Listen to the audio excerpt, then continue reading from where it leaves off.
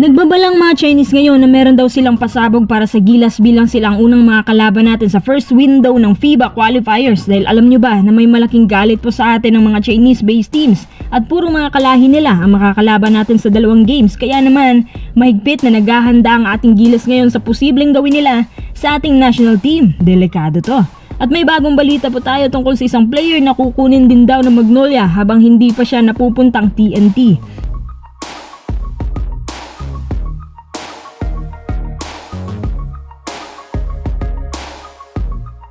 Bago tayo magpatuloy, kung nais mong suportahan ang aking channel, just click subscribe and share.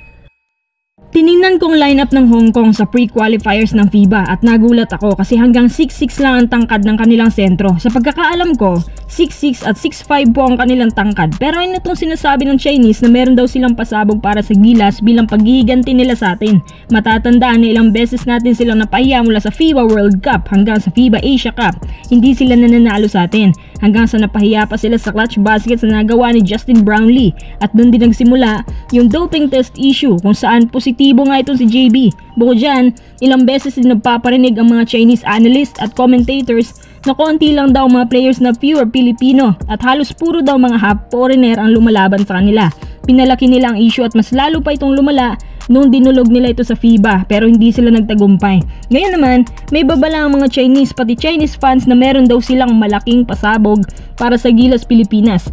Ano naman kaya yan? Ay nako, itong mga Chinese ang daming alam. Pero mga quiz, medyo kinakabahan ako sa mga sinasabi nila. Baka kung anong gawin nila sa Gilas. Pero alam ko, aware naman ang Gilas tungkol dyan.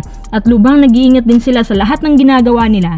At most importantly, yung kanilang iniinom. Advance mag-isip ang mga Pinoy. Futuristic tayo sa mga susunod na gagawin. Dahil nga galit sila sa atin, malaking lamat ang harapin natin. At sana, diplomatic lang konti yung laban. Yung wag naman masyadong may sakitan. Lalo pa sa kanila din gaganapin ng 2 games ng first window. So kapag ganun nga, ang daming pumapasok sa isip natin. Baka ganito, baka ganun. Pero sabi nga ni Coach Tim, magtiwala lang tayo sa kanila. Kasi ang Gilas, may inihanda ring pasabog na system para sa kanila.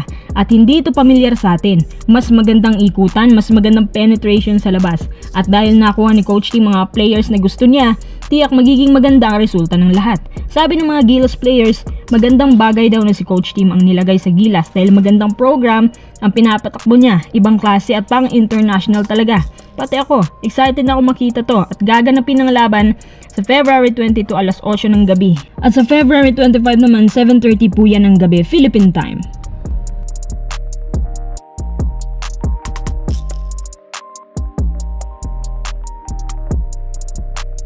Tara, next update tayo. Magnolia Hotshots makikiagaw din daw sa pagkuha kay Robert Bolick. Ayon sa NLEX, gagawin daw nilang lahat para lang makontain nila si Bolick. Pero hindi ako sigurado kung makokontain nga nila si Nacho Pizza kasi naman hindi natin hawak ang nilalaman ng utak niya. Baka magdesisyon siya na lumipat lalo pat Magnolia ang may gustong kunin siya. Tsaka imposibleng hindi maisip ni Bolick na yung kaibigan niya si CJ may nararating ng award. Si Bolick wala pa. Tsaka si CJ, champion na. Kung papayag si Bolick na mapuntang Magnolia, may posibilidad na magkampiyon sila at makaka-achieve siya ng mga accolades gaya ni CJ. Hindi malayo yun, di ba? May capacity si Bolick. Mukhang mas magagamit pa nga siya ng Magnolia kaysa kay Polly. Si Polly, halos nagka-coverage lang sa playoffs ng 11 PPG. Naniniwala ako na ipupush ito ng Magnolia dahil desperado na sila. Ang kinagandahan kay Bolick, mabilis siya makapag-adjust. 1, 2 games, umaambag ng big numbers. Si Bolick din ay consistent almost every game at pang long range din yan. Kung papipiliin ako, Polly or Bolick, mas may laban si Bolick at hindi pa masyadong injury prone. Lumalaban din siya pagdating sa harap-harap sa salpukan. Hindi siya nawawalan ng kumpiyansa sa crucial minutes. Naniniwala ako na mga ganitong tipo na player ang dapat nilang i-keep at hindi may pagkakaila na kulang-kulang sa shooters ang Mags ngayon. Ano malay natin, sa SMC wala imposible. Mahirap silang tanggihan. Sa isang banda, nauna ang TNT sa pakikiagaw. May kapasidad din sila. Caliber team pa rin naman ang TNT ngayon, basta't kompleto lang sila.